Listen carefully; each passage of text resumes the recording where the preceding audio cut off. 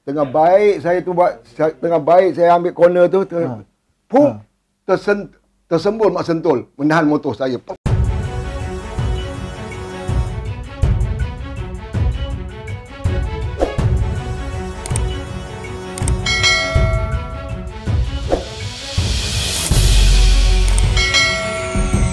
Okay, Assalamualaikum warahmatullahi wabarakatuh. Hari ini saya bersama dengan seorang lagi figura filem Malaysia yang rasanya ramai yang saya rasa yang baru-baru dalam industri ataupun pelajar-pelajar ramai yang tak kenal.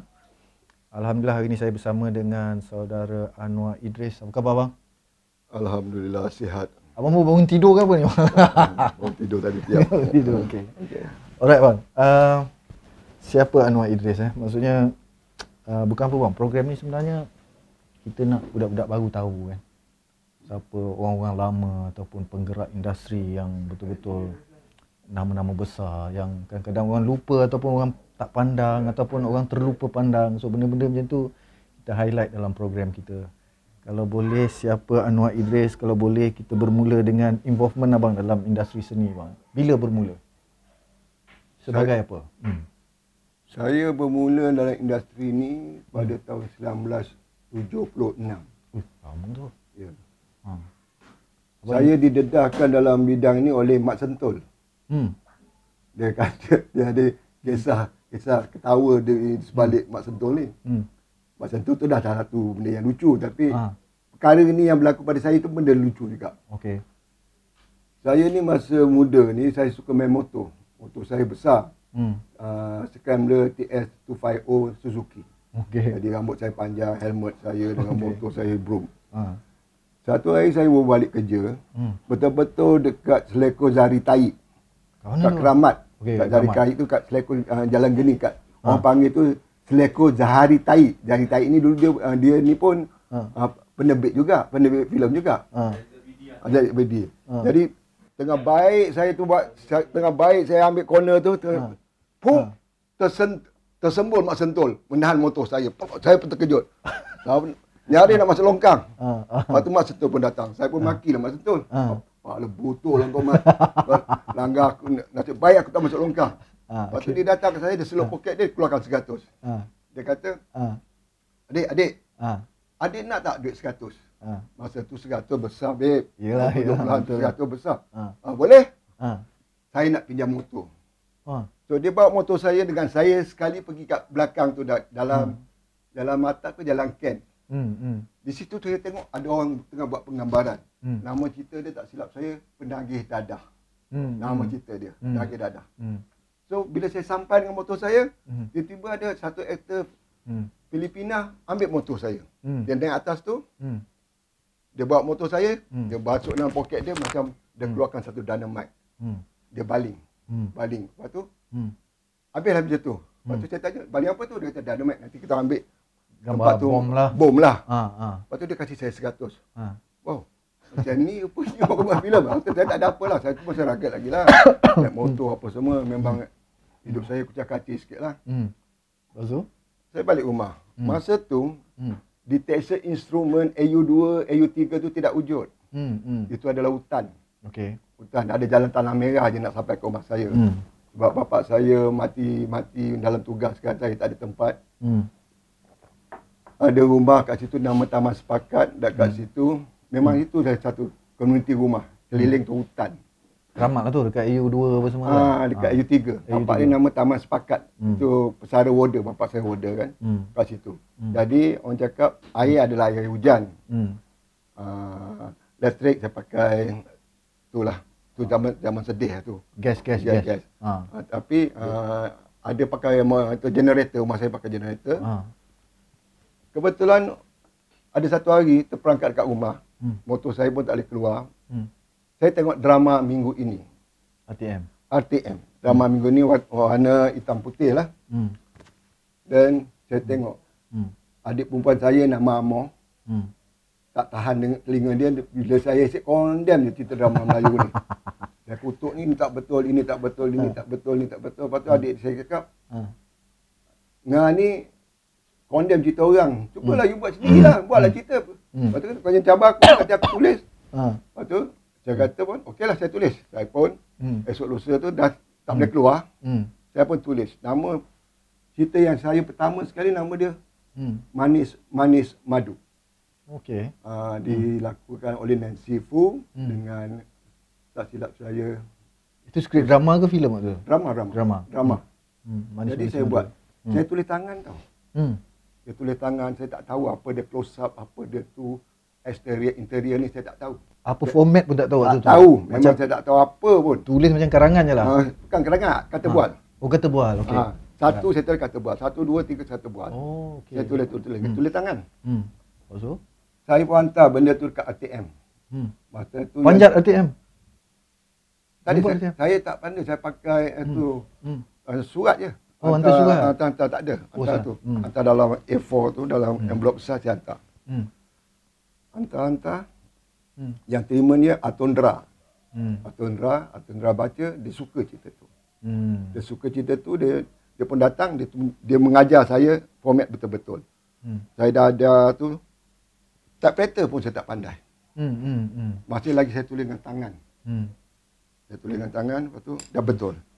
Hantar sana, seminggu lepas tu saya dapat duit 360. Mak Datuk besarnya duit masa tu 360. Gaji saya jadi kerani pun baru 220. 360 360, gila ni.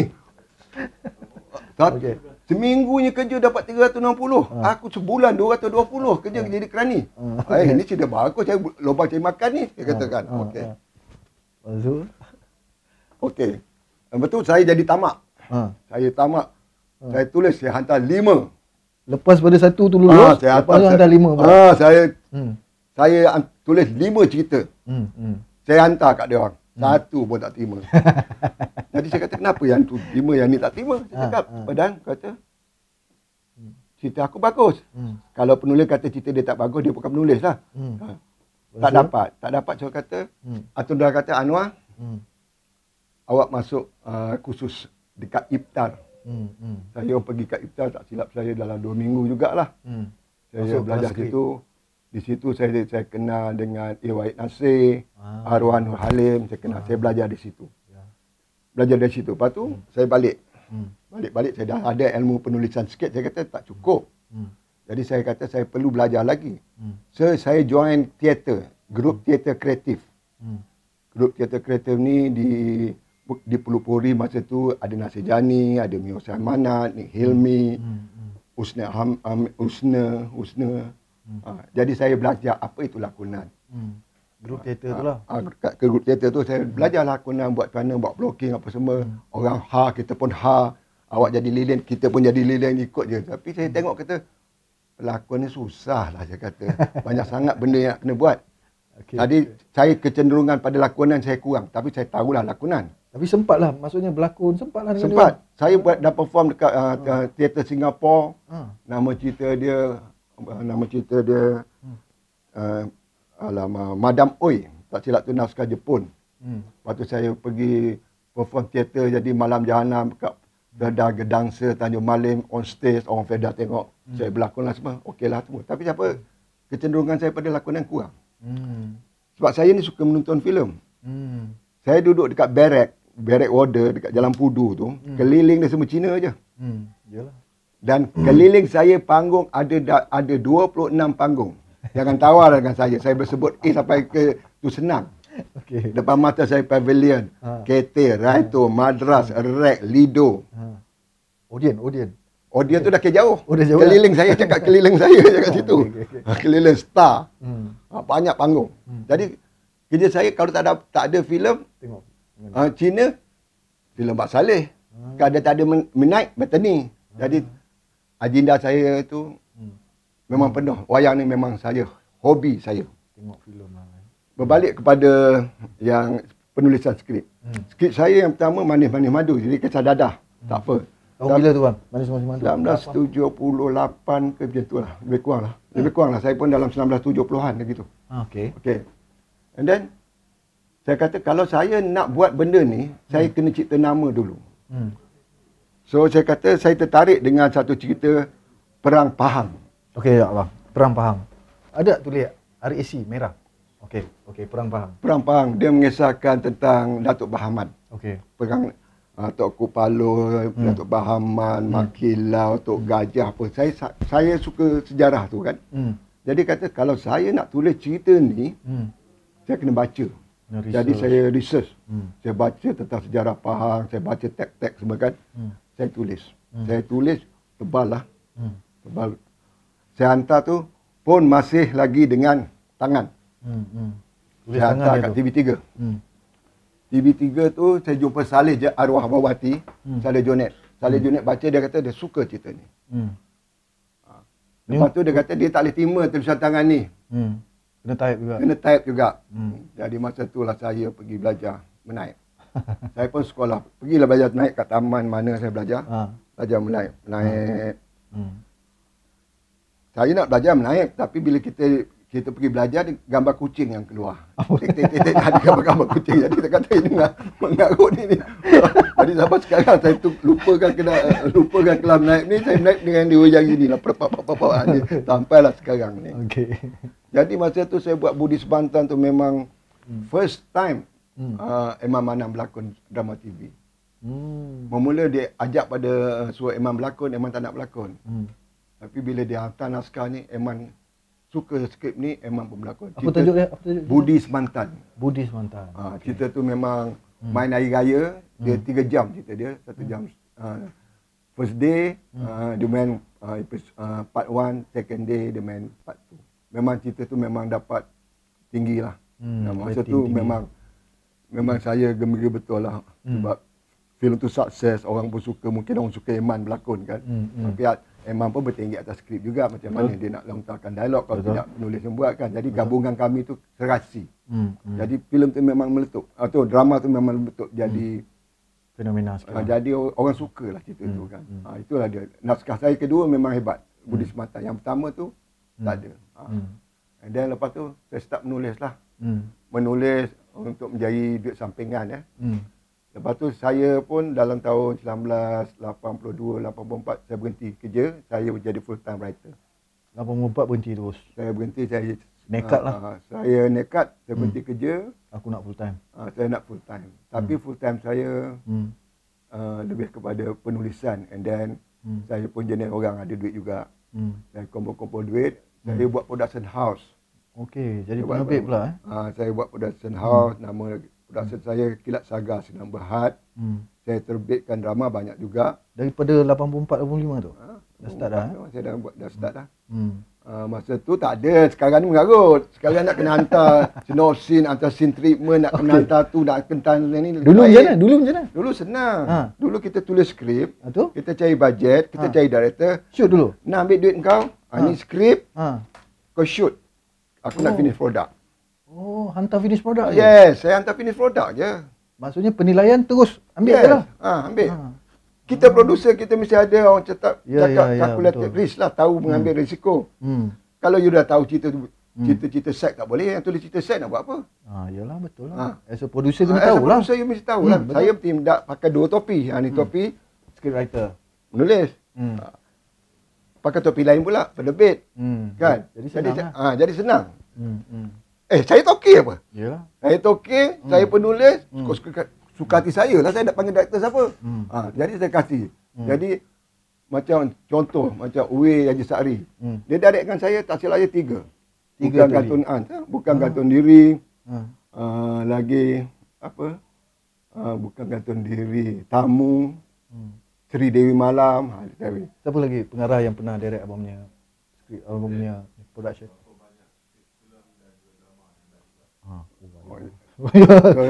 Dia akan sampai tu soalan tu.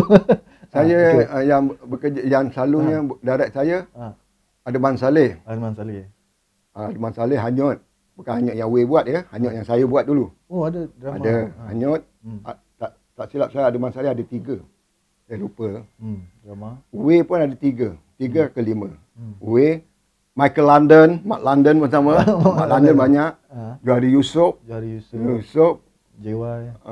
Lagi Chow. Lagi ada lagi lah. Ada. Saya tak silap saya dah perlu dekat nak 15 ke 20 drama saya buat. TV3, ATM semua? Semua TV3 dengan ATM. 2 je lah TV3. Memang dulu TV3 dengan ATM tidak ada hantar skrip untuk diluluskan baru buat. Tidak ada. Tak ada pitching-pitching. Tak ada pitching-pitchingnya. You buat je lah. Harga macam mana bang waktu tu okey? Harga tu boleh cari makan lah. Harga boleh cari makan. Dulu masa kita orang buat, dia 10 plus 2. Maknanya shooting day tu 10 campur 2. 2 untuk tu telemovie. Untuk telemovie. Saya masa jadi producer dulu, bila dapat 6 ke 8 scene satu hari tu, saya doa macam tu. Wah, Alhamdulillah banyak. Yalah. Tapi sekarang 14-15 satu hari. 18 habis macam mana kualiti nak bagus. Betul. Kesempatan pelakon nak masuk, nak menjewai watak tu tidak ada. Tak ada kesempatan. Tangkap buat. Dulu lain. Kami buat kamera di screen reading. Datang panggil. Bercakap. Walaupun telemovie? Yes. Walaupun telemovie apa pun. Sekarang tak ada orang. Apa? Sekarang tak ada. Okey bang. Penerbit berapa tahun? Daripada 84 sampai? 84 sampai 98. 11 tahun. Masa saya kena masa gawat. Gawat 98 dan tutup. Gawat 98 saya kena, saya rugi dekat 120,000. Sempat tak buat filem awak punya company? Tak sempat. Tak sempat buat drama lah. Saya tak ada kemampuan nak buat filem. Filem banyak kan. Yalah, saya pun buat setakat. Drama bersiri saya buat. Drama bersiri banyak. Drama bersiri saya buat. Ada satu lah. Karya daripada Hamzah Hussein. Rumah Itu Duniaku. Iaitu Hazali Haji Ramli yang direct. Saya rasa Uwe tak banyak buat drama kan? Uwe tak banyak buat drama. Dengan abang 3 drama. Dengan orang mungkin lain 5. Mungkin 5. Mungkin 5. Ataupun dengan company lain dia tak pernah buat drama. Betul-betul company abang? Bukan. Dia tak buat company lain. Dia jarang buat lah. Dia tak buat. Sebab apa? Dia ni payah sikit. Dia payah sikit. Dia ni. Dia ni nak bekerja dengan company luar tu, dia ni payah sikit. Tak kena dengan lenggok dia. Jadi payah lah. Kalau dia abang punya produk semua skrip daripada abang lah?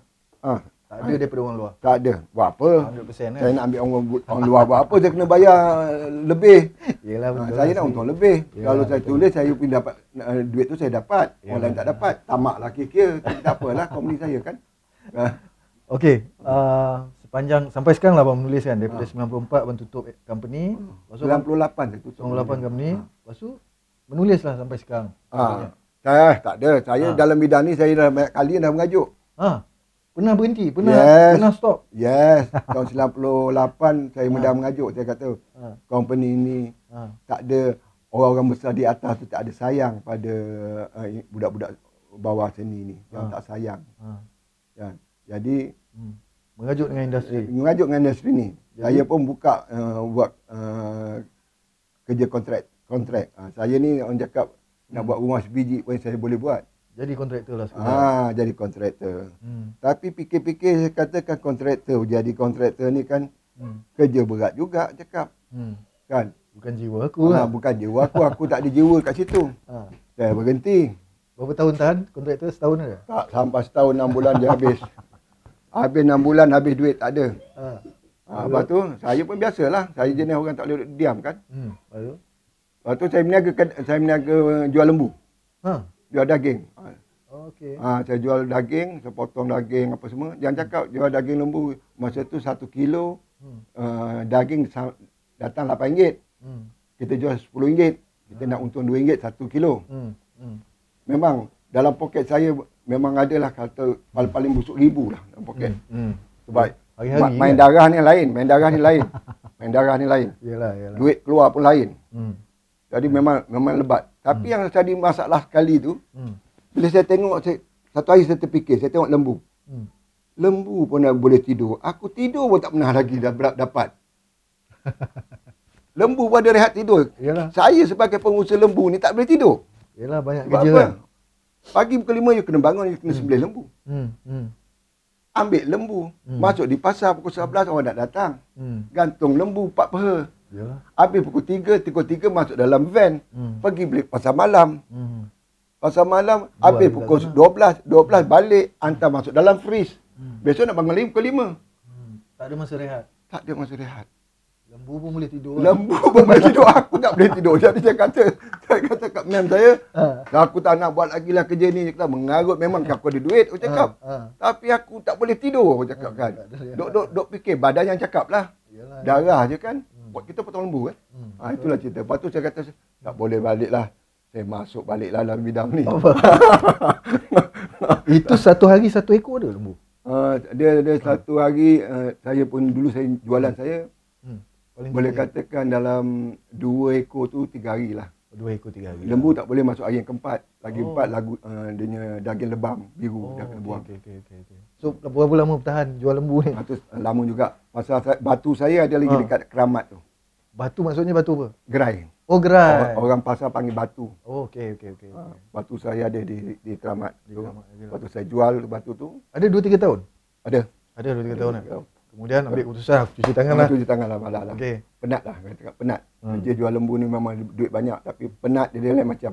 Bang, waktu abang potong lembu tu ada tak producer datang nak buat, tolonglah buat skrip aku? Ada waktu ada. Kacau? Tak ada kacau Tak.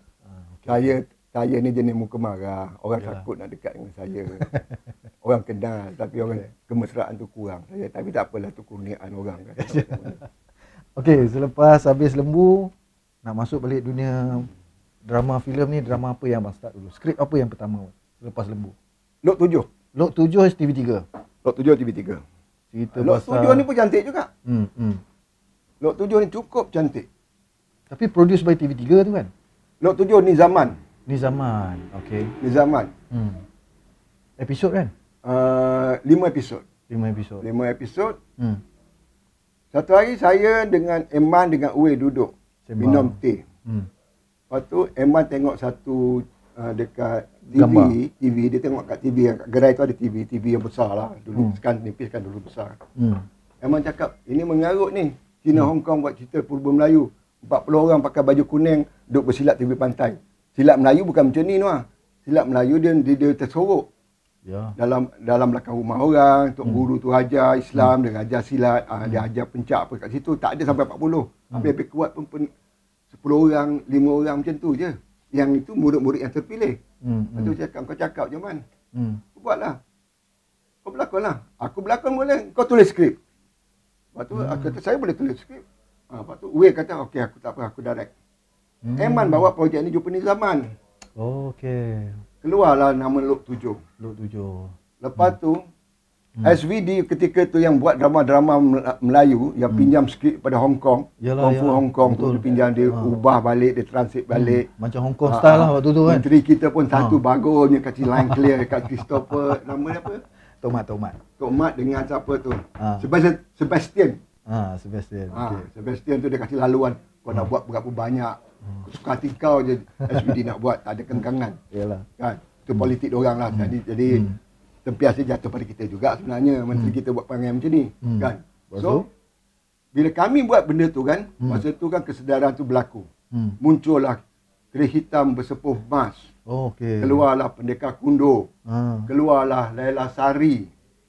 Maknanya Lot 7 yang start? Yes, Lot 7. Saya dah buat. Saya buat benda tu dengan tu. Stop balik drama purba Melayu. Tapi selepas Lot 7, selepas Pendekar Kundo, keris hitam bersepuh emas, sampai sekarang tidak ada drama bersiri Melayu purba. Dekat nak 30 tahun lebih. Jadi sekarang ni menteri-menteri ataupun sastrawan ke sesiapa yang ada di dengar ni kan, tolong naikkan purba Melayu juga. Betul. Jangan pendamkan. Jangan lagilah bidadari pada surga aku nak kahwin mak tak kasih ni mengarut. Itu betul. Bubuh drama-drama purba Melayu kita. Kembalikan seni Melayu kita. Bagi ruang Kembalikan lah. silat. Kasih ruang. Kasih ruang. Sekurang-kurangnya kasih ruang. Supaya anak kita kenal apa itu tampi beras. Kat situ. Apa dia kukuh kelapa. Betul. Kenal. Ini kita tak kasih, benda-benda kita tak kasih kepada generasi kita. Memahami budaya turun-temurun nenek moyang mereka. Ini silap dia. Yalah. Itulah pentingnya cerita purba ni untuk kita punya peredaran Melayu. Sangat penting lah. Betul. Saya setuju benda tu. Kau tak setuju pun tak apa. Tapi benda ni kan mesti dibuat. Ya, betul. Mesti dibuat.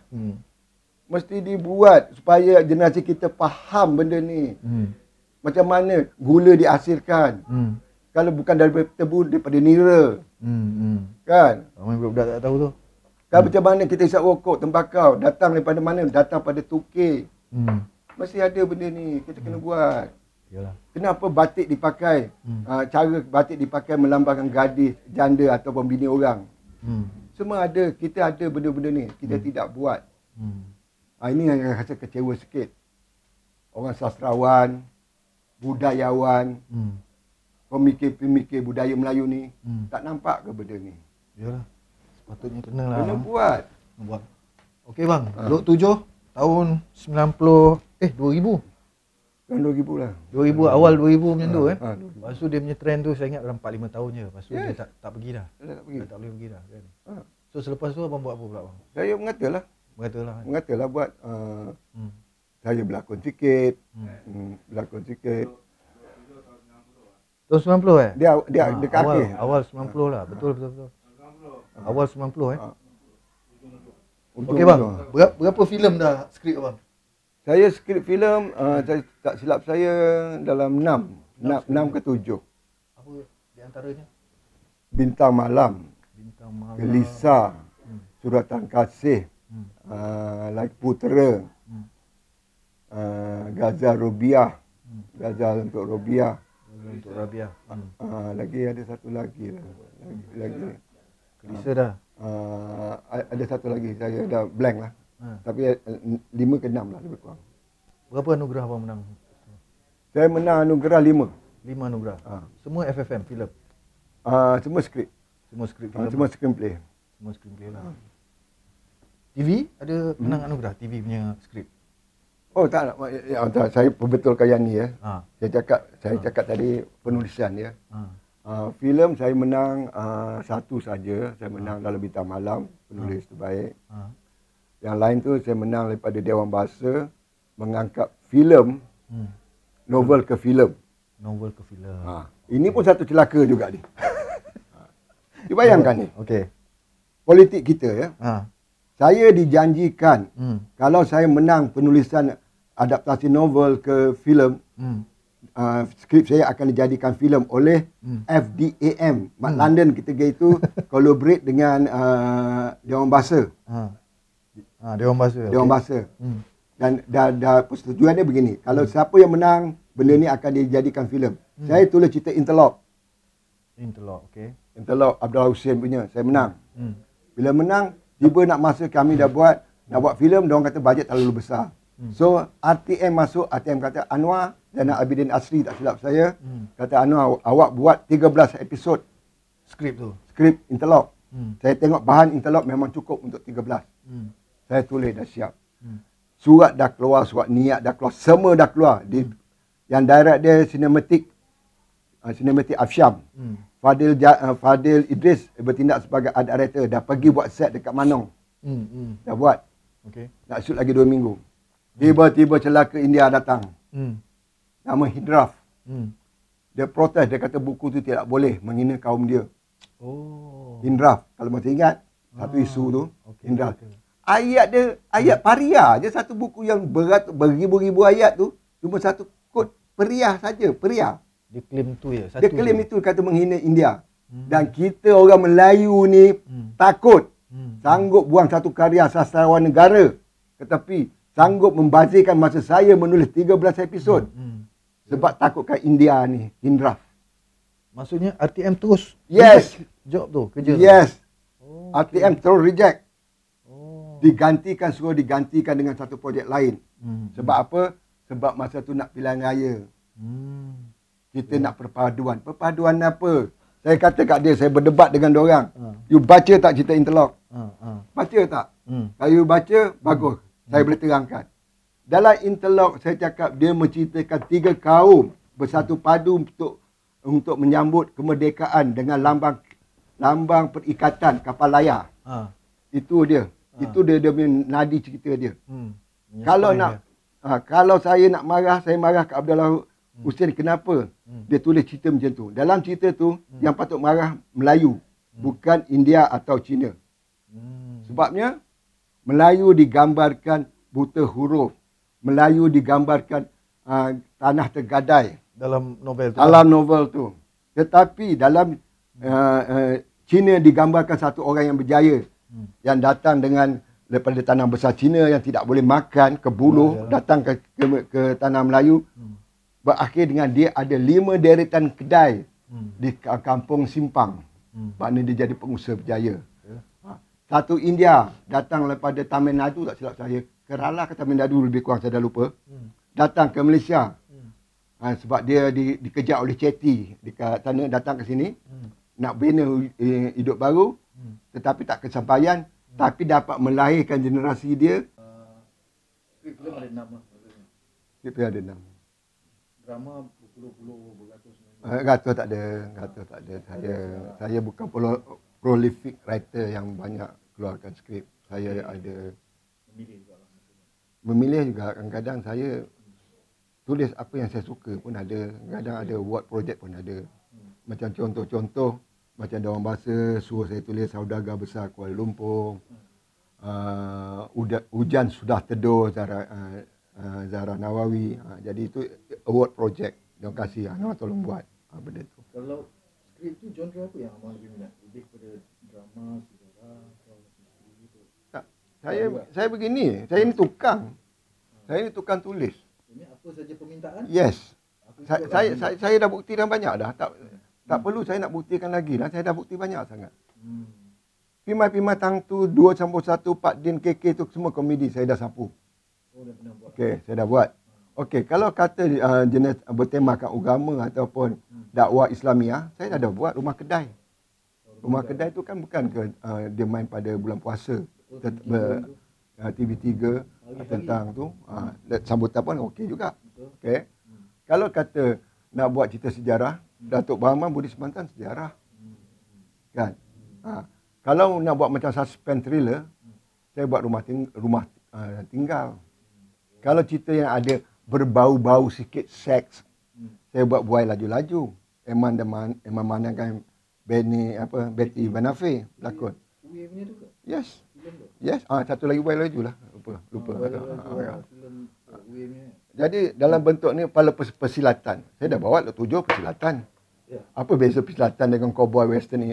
Mak Saleh serupa je. Kung Fu Cina serupa je. Okey bang. Saya rasa abang dah involve industri ni hampir 40 tahun lebih. 40 ada. Macam mana abang melihat pada, saya tengok apa, macam industri kita banyak persatuan. Macam mana pendapat abang tentang persatuan perfilman yang ada? Ini berat ni. Ini berat. Saya ada 2 cara nak bagi benda ni. Satu cara sedap untuk penonton dengar, yang molek-molek sajalah. Okey, abang ahli persatuan apa? Saya ahli banyak. Selagi ada ahli saya dah masuk. Selagi ada persatuan, sebab saya yang paling suka masuk jadi ahli ni, sebab bila ada mesyuarat, dia akan panggil, kita akan makan paling tidak pun tertarik dengan mihun. Mihun tak ada udang, tak ada kerang, tak ada apa. Jumpa kawan-kawan. Itu hidangan istimewa lah tiap-tiap persatuan saya pergi. Apa komen abang tengok persatuan kita sekarang? Penat lah kita ni. Sebab penat tu. Penat. Bila persatuan ni penat.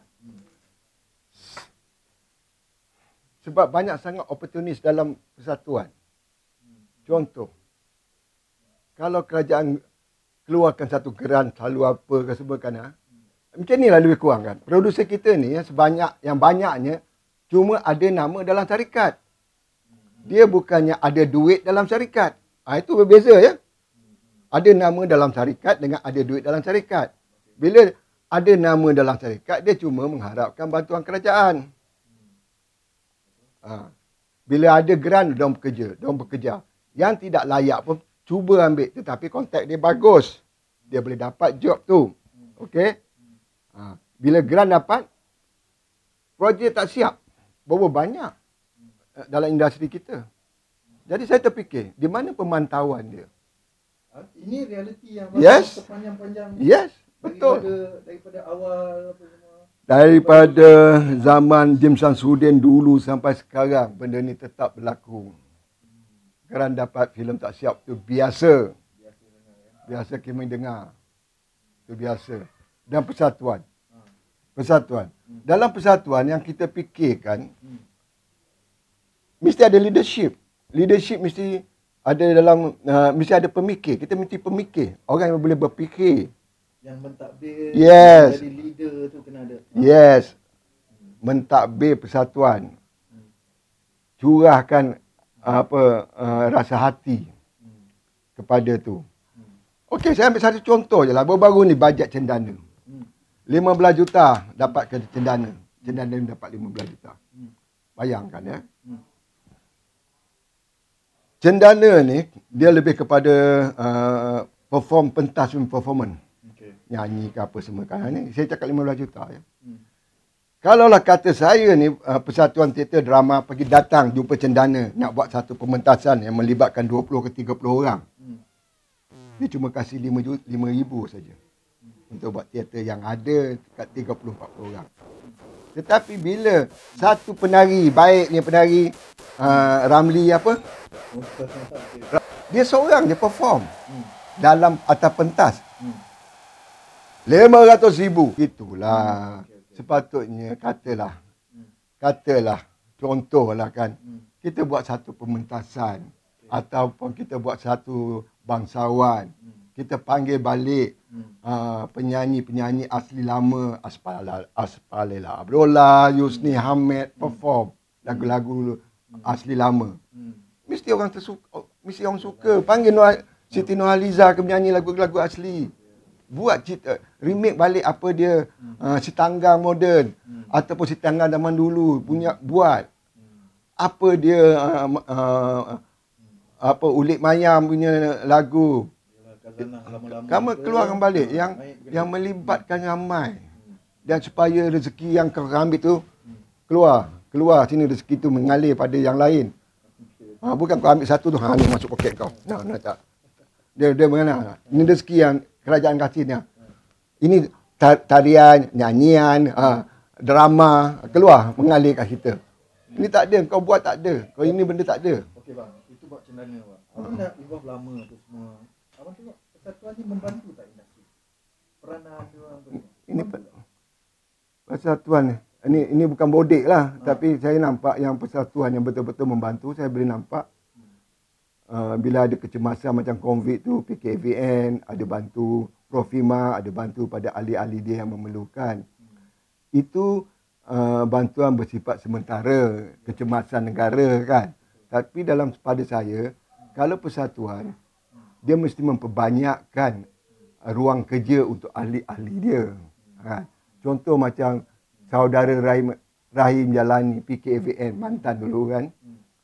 Dia fight di stesen TV, kenapa watak-watak tua diberi kepada pelakon-pelakon muda. Itu hak artis-artis veteran. Itu satu perjuangan lah bagi saya kan. Satu baguslah, maknanya fight untuk ahli-ahli dia. Contoh macam Kapten Khair Makno kan. Khair Makno dia buat bila berlaku kecemasan macam ni, kru belakang tabir perlu hidup. Jadi dia buatkan satu tabung, datang sini ambillah makanan. Bukan kambing golek, tapi beras, tepung apa semua kasih makan. Survive diorang sikit. Itu.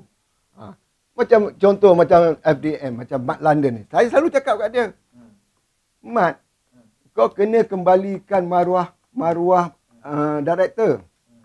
Bagaimana pelakon utama lebih mahal gaji dia daripada director. Sedangkan pelakon tu bekerja bawah director, berlakon selama 7 hari je. Dan kau start pada dapat skrip, buat pre-pro, shooting, masuk bilik editing, masuk muzik, segala macam kau buat. Duration sampai 30 hari, 40 hari untuk siapkan satu projek. Gaji kau lebih murah pada pelakon utama. Ini cerita apa ni? So sistem dah rosak. Jadi bang, sebenarnya peranan persatuan ni kita tak boleh tolak. Ada. Memang. Saya tak kata pun tak ada. Saya tak bang, saya nak tanya pendapat abang. Abang tengok beberapa persatuan dah mula konflik. Bergaduh tentang pentadbiran, bergaduh jawatan, apa semua. So, apa abang punya pandangan? Maksudnya salahnya di mana, ataupun sikap orang kita ni macam mana, ataupun apa yang abang nampak? Dia mudah je, benda ni bukan susah sangat. Tiap-tiap orang yang dilahirkan mesti ada ilmu kenal diri. Saya tak kenal awak tau. Saya tak kenal diri awak. Nah, cakap tengah meeting ni. Saya tak kenal diri awak. Tapi saya mesti kenal diri saya.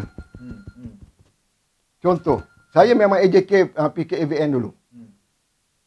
Dan akan datang pun saya akan jadi AJK juga. Okey, AJK juga kan. Sebab apa? Saya akan jatuhkan orang-orang yang tak kenal diri ni. Contohnya begini. Kita mesti kenal diri kita siapa. bahawa kita berhak mengatakan siapa diri saya. Kalau awak ni bukan datang daripada artis, awak ni bukan datang daripada veteran, dan awak tidak tahu masalah artis, masalah hati-hati veteran tu apa kehendak dia kan, kenapa engkau melantik diri engkau sanggup mencalonkan diri engkau sebagai presiden PKAVN?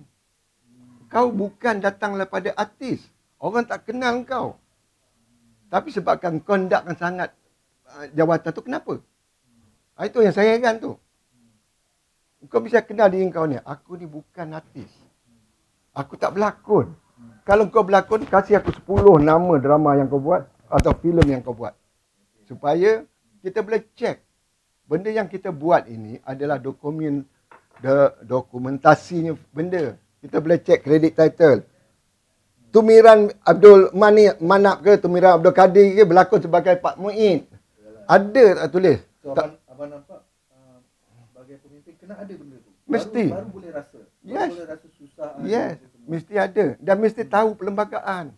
Perlembagaan dah bertulis kat situ. Perlembagaan tu kata kat situ kau mesti artis, mesti berlakon, mesti penyanyi apa semua kan. Buktikan diri kau. Kalau kau boleh buktikan, okeylah. Ni kau tak boleh buktikan. Tapi yang jadikan dia tak apalah. Dia memang nak kaduk dia naik junjung. Yang jadi heran ni ahli-ahli itu boleh percaya. Soalan itu yang fitnah tu saya tak nak. Saya tak campur benda tu. Sebab saya tak ada. Saya nampak jelas. Persatuan ni nampaknya begini caranya. Yes. Which is abang nampak benda ni macam tak betul lah. Sepatutnya biarlah ahli yang betul duduk di tempat itu. Yes, betul. Maknanya tak payahlah kau lalu depan satu majlis, tak payah kata saya ni berlakon 10 filem ni tak payah. Kau lalu yang cakap itu contohlah itu Abadul. Itu siapa tu Eman. Itu Sarudin Tambi. Orang kenal, tak payah nak kenal lagi, tak payah nak jumpa. Saya ni nama saya Datuk Anwar. Saya ni daripada PKVN. Tak payah sebut. Orang dah tahu kita. Sebab ketokohan tu mesti mencerminkan diri peribadi kita. Itu dia. Okey. Apa abang punya saranan lah pada orang lama, otai-otai ataupun veteran-veteran. Abang punya saranan dan juga pandangan atau nasihat. Nasihat saya dah otai-otai ni pertama berkaryalah. Kalau boleh berkarya, tapi jagalah kesihatan. Dekatkan diri dengan Tuhan. Beramal ibadat lah. Itu maksud saya kan. Sebab apa? Memang baik pelakon, penulis lain ya. Penulis lain sebab dia bermain dengan media yang lain. Dia menulis. Dia ada ruang dia sendiri. Tetapi pelakon lain. Pelakon bila kau meningkat usia, pentas itu akan menolak kau ke tepi sebab pentas itu diisi oleh yang muda. Jadi kau kena bersedia. Kalau kau nak buat duit, buatlah duit masa muda. Sebab tu nak bekalan kau untuk tua. Bila kau dah tua, bila tak ada duit, tak ada rumah merempat, barulah jumpa Cik Rahim kat PKVN, minta rumah PPR lah, minta tu lah, minta ni lah, minta ni. Lepas tu kita duk bangga. Dulu aku masa tahun 70-an aku jadi ni. Dulu masa aku tahun 80-an aku hero ni. Itu dulu. Sekarang ni, masa kita muda tu. Contoh dia masa kita muda kita ada duit. Masa itulah kita nak berbakti pada siapa? Pada anak-anak. Pastikan anak-anak tu sekolah bagus. Pastikan anak-anak tu masuk universiti. Supaya nanti kalau ada jasa baik, kenangan anak tu, dia kenang bapak dia. Bapak dia walaupun susah berlakon macam mana pun, dia dapatkan masukkan aku jadi seorang doktor yang pandai. Jadikan aku seorang peguam, jadikan aku jurutera. Jadi kita bila kita tua, kita tak minta. Tapi anak kita bukannya tak mengenang jasa. Dia kata, bapak aku tak apalah. Aku pun ada gaji, aku kasihlah bapak aku 1,000-2,000 ke tanggung hidup dia. Belikan ubat dia. Jadi masalah yang saya tengok kebanyakan, bila kita dibalut dengan glamour, kita sudah lari daripada kita mengejar sangat glamour tu sampai kita abaikan tanggungjawab macam mana nak mendidik anak-anak kita tu supaya jadilah insan yang baguslah kan. Okey bang, last nasihat kepada kawan-kawan dalam persatuan bang. Dalam persatuan ni jangan ada fitnah jatuhkan. Kita mengamalkan demokrasi. Kita tahu undilah cara yang betul. Jangan gunakan fitnah. Sebab fitnah ini merupakan satu dosa besar dalam salah satu 7 dosa besar dalam Islam. Saya tak suka benda tu. Kalau kau buat fitnah, tunjukkan bukti dia. Apa fitnah dia. Saya pun sebagai ahli pun tidak suka kalau kata saya orang yang memimpin saya tu datang daripada sumber yang salah. Contoh dia macam dia ni pencuri ke, atau moral dia tidak baik ke kan. Sebagai pemimpin, saya pun tak suka. Maksud saya begitulah. Kena gitu. Sempurna memikir. Tak semestinya. Tak semestinya. Dia cuma fikir. Macam ambil contoh. Macam kes COVID. Takkan kita nak presiden kita pergi ambil kereta, masukkan barang-barang keperluan, pergi kat rumah orang, pergi hantar barang tu. Itu bukan tugas dia. Tugas dia mencari dana, mencari kontak, mencari barang-barang tu untuk dikumpulkan, untuk dapat sumbangan. Kerja tu dibuat oleh mungkin ahli AJK. Tugas orang lah pula. Tak pasal-pasal kau nak pergi hantar rumah orang buat apa? Itu bukan kepakaran kau. Okey bang, betul-betul last lah ni. Nasihat pada script writer lah. Abang writer hebat. Nasihat pada script writer yang baru-baru. Yang macam tadi abang komplain. Itulah cerita macam ni lah. Script writer mesti menulis berpandukan benda yang dia tahu. Lari pada bentuk drama yang ada sekarang. Sekarang percintaan banyak-banyak. Kisah-kisah yang nak dipamerkan mestilah kisah yang menyentuh isu-isu internasional. Bukan domestic problem. Kalau cerita macam Ali nak kahwin dengan Minah, itu cerita-cerita domestic problem. Cerita dalam rumah tangga. Kita kena keluar benda tu. Okey, saya ambil satu jalan. Contoh, saya tak langsung, saya kempen lah. Cerita ni dah, benda ni dah habis. Kalau pernah tengok cerita saya, nama dia Orang Kasar. Datuk Jalaluddin Hasan dengan Imam Manam berlakon. Isu dia, isu international ni isu. Cerita dia cukup senang. Logline dia begini je. Aku beli rumah. Rumah tak siap. Aku balik rumah. Rumah setinggan. Bandar Raya Halau. Mana aku nak bawa bini dengan anak aku 2 orang ni pergi. Itu cerita dia. Jadi kisah rumah tak siap ni, di Colombia ada, di Amerika ada. Mengata-kata tempat. Masa beli rumah tak siap, kita kena bayar loan bank. Jadi isu tu dihangat. Sampaikan saya dapat write up daripada Star. Jarang sangat tau. Surat khabar Inggeris buat write up tentang drama Melayu. Jarang. Saya dapat write up daripada Star. Sampaikan saya pernah dapat call daripada arwah Kamal Ishak. Anwar, saya nak pinjam awak punya teks Orang Kasar untuk student saya belajar. Saya kata pakailah. Saya kata pakai. Maknanya di sini cuba lari pada kepompongan cerita. Kita tengok cerita kita. Cerita kita, mana ada cerita penyiasatan kecuali Yusuf Aslam. Ada kita buat satu cerita penyiasatan? Tak ada. Kita tak buat. Ada kita pernah buat cerita biopic feature. Contoh, mengambil satu tokoh. Cerita tentang tokoh tu. Saya pernah buat. Macam saya buat Luar Biasa. Saya cuma dapat buat Ridwan Fauzi masa dia kecil. Sebab bajet mengekang saya untuk dia buat besar. Sampai dia pergi Brazil berlari. Dapat gold medal Paralimpik. Saya tak mampu. Sebab tu bajet besar. Jadi saya buat dia dari sudut pandangan saya, dia masa kecil, masa umur 12 tahun. Itu saja saya buat. Macam mana susah dia, bapak dia penari getah. Kita kena banyakkan benda-benda macam ni. Ambil tokoh, buat biografi picture diorang. Tokoh-tokoh ni baru. Jadi kita buat benda macam ni, secara tak langsung, dia jadi khazanah negara. Contohlah kita ambil, siapa lagi? Ambillah contohlah, kita ambil Mutadari lah, footballer kita kan. Macam mana dia kerja dekat Bank of Tokyo, jadi dengan basikal Hercules dia pergi hantar surat. Orang tak tahu. Orang tak tahu tu. Dia office boy je dekat Bank of Tokyo. Kerja dia menghantar bag posting. Berguni-guni lah bag pergi hantar. Waktu siang dia main bola dekat depan bangunan Sultan Abu Samah. Macam mana dia jadi ikon bola sepak kita sampai ke akademi bola sepak. Lepas tu kita kena buat benda-benda macam ni. Supaya orang tahu.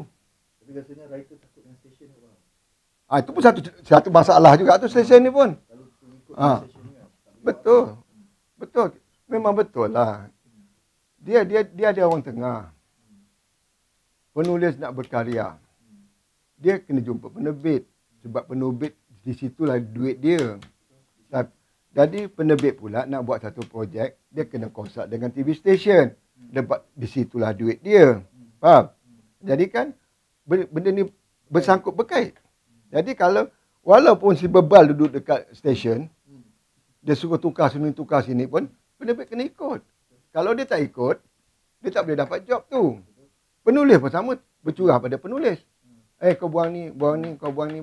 Penulis pun kata, terpaksa buat. Jadi, sistem berkarya tu terbatas di Malaysia. Jangan cakap sistem Malaysia ni kan, sistem yang bebas. Tidak. Dia terbatas. Jadi, kena berjuang semua apa, segi lah maksudnya. Yes. Alright. Saya rasa terima kasih banyak abang. Ada satu soalan daripada sebagai seorang penulis, adakah semasa kita menulis itu dia selari dengan roh ataupun kita menulis itu hanya sebagai fantasi? Bagaimana Yalah. Contohnya saya katalah saya buat cerita Buddhis Mantan. Saya meminjam latar tahun 1786. Tentulah saya bertolak dengan fantasi. Sebab saya tidak ada di zaman itu. Tentulah saya bertolak dengan naskah-naskah bacaan saya. Ataupun saya tulis cerita jebat. Mana saya ada jebat. Masa tu saya tak tahu. Tapi ilmiah saya datang daripada YouTube, persuratan, kata bual yang ada sana. Dan lain tu saya kona lah dengan fantasi. Jadi masa jebat lawan dengan, masa hantuah lawan dengan tu, saya tak boleh cakap. Di situ saya tulis hantuah berlawan dengan Mamat. Tak boleh lah. Hantuah tetaplah berlawan dengan jebat. Maksud begitu. Kadang-kadang dalam penulisan ni, kadang-kadang kita buat treatment skrip. Masa kita menulis, watak tu tidak membenarkan kita pergi ke situ. Katalah last kali saya katakan, saya dah buat treatment skrip, scene 70, 80, Ali akan bunuh Abu, contoh. Kan? Tapi dalam masa sampai scene 50, bila saya menulis, saya tak nampak ada satu garisan nak pergi ke situ. Watak tu tidak membenar dia pergi ke situ. Watak tu akan kata last sekali Ali dengan Abu ni berdamai, jadi kawan. Jadi ada juga benda macam tu. Ataupun kita tulis macam it's a tailored script. Contoh tailored script macam contoh. Saya katalah saya ambil satu Tok Bilal, saya nampak Tok Bilal ni dilakonkan oleh Amran Nasaruddin. Kisah dia Perak, orang Botek. Katalah kat situ kan. Saya fokus dia. Cara dia berjalan, cara dia bercakap, konflik yang dia ada, surrounding rumah dia macam mana kan. Saya tailor. Jadi kan bila tailor skrip, pelakon utama yang saya pilih tu dia masuk je. Dia masuk je. Tak usah berlakon lah. Ikut je apa dalam skrip tu. Kalau lagi pelakon tu, habis. Mesti bro. Tetapi pertama saya nasihatkan kepada penulis yang selalu saya tengok kelemahan yang diorang ada. Diorang tidak tahu bercerita dalam bentuk mana. Okey. Maksud dia begini ya.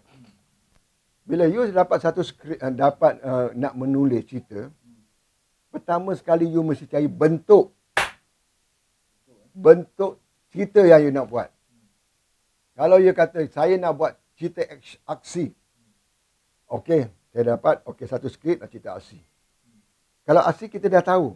Dia dialog dia tak banyak. Habis kuat satu liner, dua liner. Sebab aksi akan masuk. Tapi dalam aksi pun dia ada macam-macam. Adakah dia action pack? Action pack tu datanglah macam Jackie Chan yang filem. 1, 2, 3 tukar frame. 1, 2, 3 tukar frame. Dia rancak. Gambar dia berlapis-lapis action pack. Atau aksi penyiasatan. Slow. Dia aksi lah. Dia bertumbuk, dia berlawan semua. Tapi dia menyiasat slow, pergi dekat tu kan. Jadilah filem-filem macam datang pada Colombo, filem-filem jadi macam tu. Super macam komedi. Okey, aku nak buat komedi. Komedi aku cerita macam mana? Komedi mesti nak ketawakan orang. Kalau you tak ketawakan orang itu, you salah. Tapi you kena cari. Adakah aku nak buat slapstick komedi? Slapstick komedi macam Buster Keaton, Charlie Chaplin, semua tu slapstick lah. Nak duduk tarik kursi jatuh orang ketawa. Atau kau buat satire. Jadi orang akan tengok. Kena aku. Sikit macam tu. atau black comedy. Black comedy ni macam komedi-komedi yang terbalik. Jadi kan cari bentuk dia. Macam suspense thriller pun super juga. Horror ke apa semua kan, super. Cari bentuk dia dulu. Dapat bentuk dia tahu. Katalah saya ambil filem aksi. Tapi kalau lah watak utama cakap satu muka surat macam mana? Panjang dialog dia. Padahal dalam aksi dua pun boleh. Dalam keadaan sekarang maknanya penulis terpaksa mengikut kehendak kita. Maknanya kita menulis bukan atas kita punya kehendak.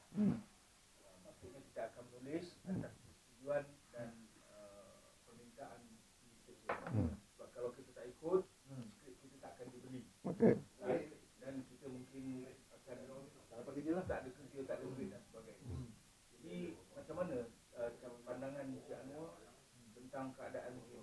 Apakah kita sebagai penulis masih lagi mengekalkan kehendak kita tadi itu, ataupun kita terpaksa jugalah mengikut permintaan daripada kita? Itu terpulang pada penulis tu sendirilah, sama dia nak ambil job ke tidak. Tapi kepada saya, kalau saya tak suka job tu, saya tak ambil. Saya tak nak libatkan diri langsung pun. Sebab selalunya mungkin dulu masa saya muda-muda dulu mungkin saya terpaksa tunduk juga. Sebab apa? Nak kena bayar bil telefon, nak kena bayar rumah, nak kena bayar anak sekolah. Saya terpaksa orang cakap merempat untuk mendapatkan job untuk menyiara budak-budak ni. Tapi dalam ketika sekarang ni, kalau saya tak suka lah. Saya tak susah pun. Dari rumah ada, kereta dah habis bayar. Anak habis sekolah. Jadi saya tak ambil. Buat benda yang kita suka. Itu je. Tanya pilihan kita ada. Apa cara? Cara dia macam ni, kau kena kuatkan nama. Okey, saya ambil contoh. Paling jelas dan nyata dan tak ada orang boleh sangkal apa yang saya cakap ni. Tak ada orang boleh sangkal. Saya ambil satu tokoh. Kalau saya boleh panggil tokoh lah. Saya panggil Mak Khalid cukup. Mamat Khalid. Director Mamat Khalid. Mamat Khalid punya pengisian cerita dia ada satu naratif penceritaan yang solid. Mamat Khalid. Okey. Penceritaan dia tu tidak ada satu naratif storytelling yang solid. Dia sebanyakan dia insert komedi dia buat. Orang ketawa, orang suka dan stesen suka. Jadi Mamat Khalid membina nama atas itu. Kau nak cakap filem dia tak bagus? Tak boleh. Terbukti 30-40 juta ada collection dia. Nama dia dikenal. Dia dianggap sebagai tokoh. Muncul di TV, keluar di sana tu. Orang ambil dia. Kan? Jadi penulis pun begitu juga. Kau kena cipta nama. Cipta nama. Jadi bila kau cipta nama je kan. Oh, skrip ni datang daripada Khalil. Oh, Khalil mesti best cerita dia. Orang terima. Maksud saya begitu. Saya taklah sampai peringkat itu ya. Mungkin dulu tapi sekarang tak. Saya kurang sangat dapat job. Itu betul. Saya kurang sangat dapat job. Orang pun tak kenal. Sebab apa? You mesti tahulah kan. Sistem di Indonesia ni lain. Kawan-kawan seangkatan saya semua dah ada resign dah dekat TV station dah tak ada. Yang ada di TV station sekarang ni semua generasi yang muda, yang baru. Diorang ada pandangan diorang yang berbeza. Diorang ada fan diorang. Diorang ada writers atau pelakon yang diorang minati. Kan? Diorang ada idea-idea baru. Dan kita ni old school. Old school. Jadi maknanya di situ ada pertentangan berlaku. Maksud pertentangan berlaku. Diorang ada. Diorang ada dah. Diorang punya orang cakap klik dia. Klik dia ada.